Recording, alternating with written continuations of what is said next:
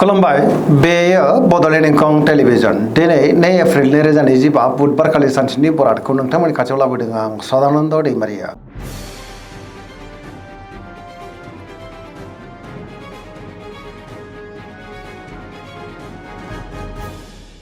सिगां फरायनो लादों मेष राशि गिबि हांखो अ ल दिनैनि साना जोबोर मोजां बहानिफ्रायबा दिनै हरखाबै मोजां खौरांबो फैनो हागौ। गुबुनजों दिनै मोजां सोमोन्दो लाखिनोबो रोंगोन सुथुरखौ गोरलैयैनो फेजेननोबो हागोन मोनफ्रोमबो खामानियावनो दिनै जाफुंसारनोबो हागौ। सोरबा लोगोनिफ्राय मोजां खौरां मोननानै गोसोआव दिनै जोबोर गोजोननाय फैनोबो हागौ। मावनो लानाय खामानिफ्रा गोरलैयैनो मावफुंजानो हागौ। गोसोनि साननायफ्रा दिनै मोगथाङाव जाफुंगोन। देहाया दिनै मोजाङैनो थागोन बहानिफ्रायबा हरखाबै मोजां खौरां मोननायाव गोसोआव गोजोननाय फैगोन। रांखावरियाव दिनै जोबोर मोजां होनजायो बेफार फालांगियावबो जोबोर मोजां मुलाम्फा मोननोबो हागोन। सोरबा लोगोजों बाख्नाय जानोबो हागौ आरो बिसोरनिफ्राय थोजासे हेफाजाबबो मोननो हागौ। बिमा बिफानिफ्राय अननाय आबोरखौ मोननो हागौ। बिसि फिसायनि गेजेराव अनलायनाया बांगोन। समाजाव मान मोननो हागोन। लाइमोनफ्रा गावबा गावनि गोसोनि साननायफोरखौ दिनै फोरमायलायनोबो हागोन। पजिटिभ एनार्जिनि गोहोम गोग्लैगोन। फरायसाफ्रा दिनै फरायनायाव गोसो दुंखांगोन आरो मोजां फिथाइ मोननोबो हागोन। सरासनस्रायै दिनै साना जोबोर मोजां आरो मोजाङैनो बारग'लांगोन।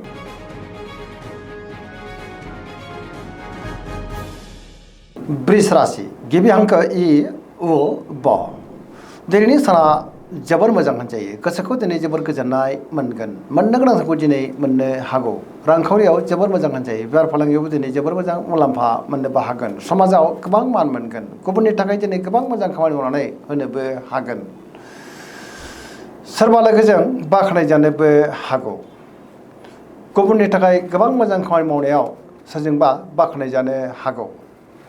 देहाया दिनै मोजाङैनो थागोन अब्लाबो नाथाय जानाय लोंनायाव सांग्रां जानांगोन। लोगोफोरनिफ्राय थोजासे हेफाजाब मोननो हागौ। पजिटिभ एनार्जिनि गोहोम गोग्लैगोन। सेंग्रा सिख्लाफ्रा दिनै गावबा गावनि गोसोनि साननायफोरखौ फोरमायलायनोबो हागोन।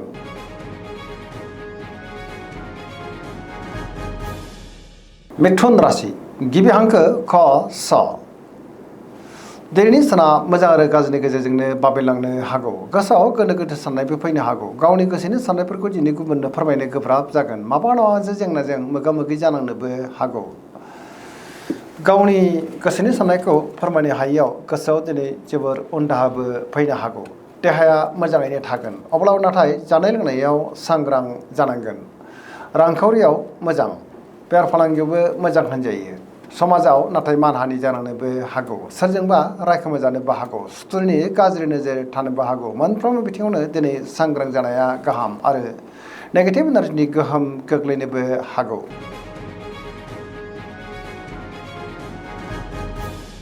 कर्कट राशि गिबि हांखो द ह दिनैनि साना जोबोर मोजां। गोसोखौ दिनै जोबोर गोजोननाय मोनगोन। सोरजोंबा बाख्नाय जानोबो हागौ। बहाबा दावबायोब्ला दिनै जोबोर मोजां आरो मोजाङैनो हान्थिनोबो हागोन। गोसोआव गोथों आरो गोग्गो साननाय फैगोन। बिमा बिफानिफ्राय अननाय आबोरखौ मोननो हागौ। रांखावरियाव दिनै जोबोर मोजां होनजायो। बेफार फालांगियावबो दिनै जोबोर मोजां मुलाम्फा मोननोबो हागोन। सोरजोंबा बाख्नाय जानोबो हागौ। न'खराव अननानै फैगोन। गुबुननि गोसोखौ गोरलैयैनो बोनोबो हागोन। समाजावबो लोगो लेवा बांनो हागौ। देहाया दिनै मोजाङैनो थागोन अब्लाबो नाथाय जानाय लोंनायाव सांग्रां जानांगोन। फरायसाफ्रा दिनै फरायनायाव गोसो दुंखांगोन आरो मोजां फिथाइ मोननोबो हागोन। पजिटिभ एनार्जिनि गोहोम गोग्लैगोन। धोरोमारि बिथिङावबो गोसो दुंखांनो हागौ। सरासनस्रायै दिनै साना जोबोर मोजां आरो मोजाङैनो बारग'लांगोन।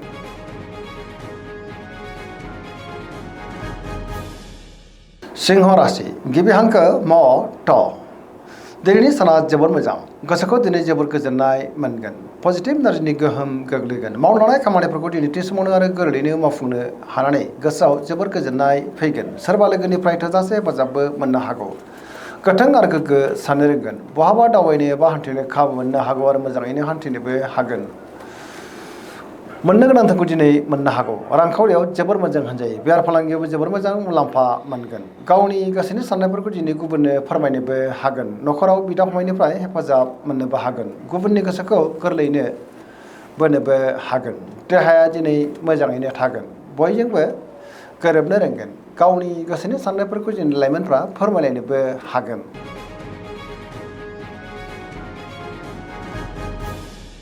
कन्या राशि गिबि हांखो फ थ दिनैनि साना मोजां आरो गाज्रिनि गेजेरजोंनो बाबेलांनो हागौ गोसोआव गोनो गोथो साननायबो फैनो हागौ गावनि गोसोनि साननायफोरखौ दिनै गुबुननो फोरमायनो गोब्राब जागोन गियाननि आंखाल जानोबो हागौ रांखावरियाव बारा मोजां नङा नाङा फाङा खरसाया दिनै बांनोबो हागौ बेफार फालांगियावबो दिनै बारा मोजां नङा होनजायो देहाया दिनै मोजाङैनो थागोन अब्लाबो नाथाय जानाय लोंनायाव सांग्रां जानांगोन न'खराव बिदा फंबायनि गेजेराव एना एनिबो फैनो हागौ गोसोनि साननायफ्रा गोरोबलायाबो जानो हागौ गावनि गोसोनि साननायफोरखौ दिनै गुबुननो फोरमायनो गोब्राब जानोबो हागौ नेगेटिभ एनार्जिनि गोहोम गोग्लैगोन लाइमोनफ्रा जोबोर आला खाला जानोबो हागौ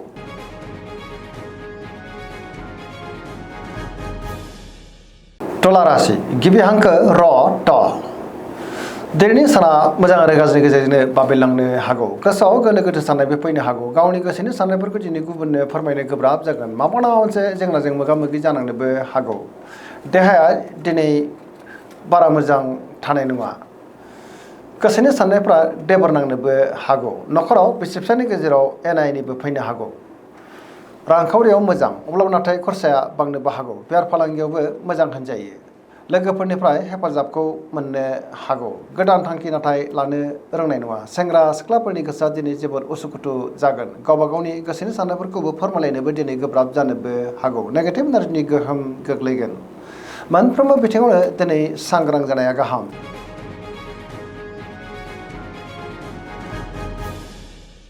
वृश्चिक राशि गिबि हांखो न स दिनैनि साना जोबोर मोजां पजिटिभ एनार्जिनि गोहोम गोग्लैगोन समाजाव लोगो लेवा बांनोबो हागौ सोरबा गोजाम लोगोजों दिनै बहाबा लोगो मोनज्लायनानै गोसोआ दिनै जोबोर गोजोननाय फैगोन गोसोआव गोथों आरो गोग्गो साननाय फैगोन मावनांनाय खामानिखौ दिनै थि समावनो आरो गोरलैयैनो मावफुंनोबो हागोन गुबुननिफ्राय थोजासे हेफाजाब मोननो हागौ गोसोनि बोलोआ दिनै बांनोबो हागौ न'खराव बिमा बिफानिफ्राय अननायफोरखौ मोननो हागोन रांखावरियाव दिनै जोबोर मोजां होनजायो बेफार फालांगियाव दिनै जोबोर मोजां मुलाम्फा मोननोबो हागोन देहाया दिनै मोजाङैनो थागोन गुबुननि हेफाजाबखौ मोननानै गोसोआ दिनै जोबोर गोजोननायबो मोननो हागौ फरायसाफोरा फरायनायाव गोसो दुंखांगोन आरो मोजां फिथाइ मोनगोन लाइमोनफ्रा जोबोर रमान्टिक जागोन आरो गावबा गावनि गोसोनि साननायफोरखौ दिनै फोरमायलायनोबो हागोन पजिटिभ एनार्जिनि गोहोम गोग्लैगोन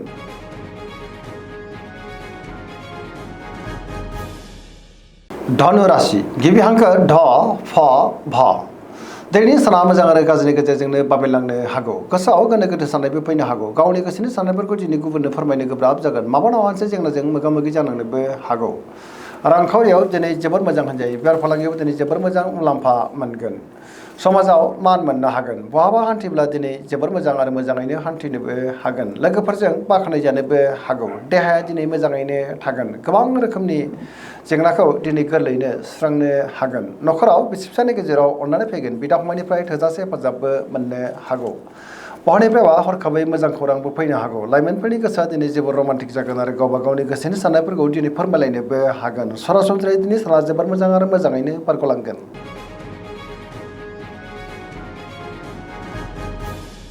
मकर राशि गिबि हांखो ख ज दिनैनि साना जोबोर मोजां गोबां मोजां खाबु दिनै मोननोबो हागौ गोसोनि साननायफ्रा मोगथाङाव जाफुंनोबो हागौ मावनांनाय खामानिखौ थि समावनो आरो गोरलैयैनो मावफुंनोबो हागोन रांखावरियाव जोबोर मोजां होनजायो बेफार फालांगियावबो दिनै जोबोर मोजां मुलाम्फा मोननोबो हागोन गुबुनजों मोजां सोमोन्दो लाखिनोबो रोंगोन गोबां जेंनाखौ दिनै गोरलैयैनो सुस्रांनो हागोन गुबुननि थाखाय गोबां मोजां खामानि मावनानै होनोबो हागोन मोनफ्रोमबो खामानियावनो जाफुंसारनोबो हागौ गोदान खामानियाव आखाइ होजेननो हागोन न'खराव बिसि फिसायनि गेजेराव अनलायनाय फैगोन आरो बिदा फंबायनि हेफाजाबखौ मोननो हागोन सेंग्रा सिख्लाफोरनि गोसोआ दिनै जोबोर खुसि जागोन गावबा गावनि गोसोनि साननायफोरखौ दिनै फोरमायलायनोबो हागोन फरायसाफ्रा फरायनायाव गोसो दुंखांगोन आरो मोजां फिथाइ मोननोबो हागोन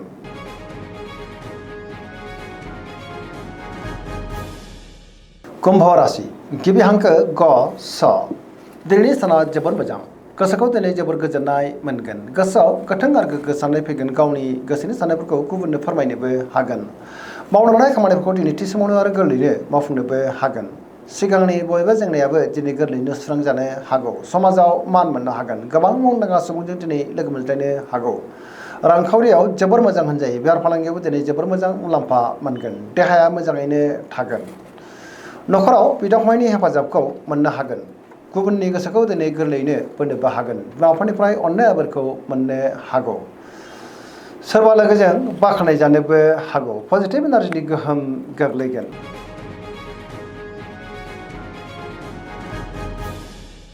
मीन राशि गिबि हांखो ड स दिनैनि साना मोजां आरो गाज्रिनि गेजेरजोंनो बाबेनलांनो हागौ गावनि गोसोनि साननायफोरखौ दिनै गुबुननो फोरमायनो गोब्राब जागोन नेगेटिभ एनार्जिनि गोहोम गोग्लैनोबो हागौ गोसोआव नेगेटिभ साननाय फैगोन सोरबा लोगोजों रायखोमा जानोबो हागौ सुथुरनि गाज्रि नोजोर थानोबो हागौ देहाया दिनै बारा मोजां थानाय नङा गोबां रोखोमनि देहायारि जेंनाजों मोगा मोगि जानांनोबो हागौ जानाय लोंनायाव सांग्रां जानांगोन रांखावरियाव मोजां होनजायो बेफार फालांगियावबो मोजां सोरजोंबा नाथाय थगायजानोबो हागौ लाइमोनफोरनि गोसोआ दिनै जोबोद उरां फारां जागोन गावबा गावनि गोसोनि साननायफोरखौबो दिनै फोरमायलायनो गोब्राब जानोबो हागौ आरो नेगेटिभ एनार्जिनि गोहोम गोग्लैनोबो हागौ